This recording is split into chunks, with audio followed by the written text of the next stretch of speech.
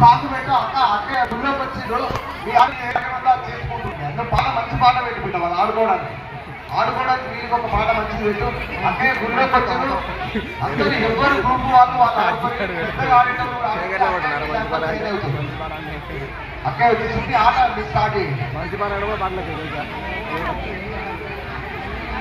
పాట పెట్టి బిడ్డ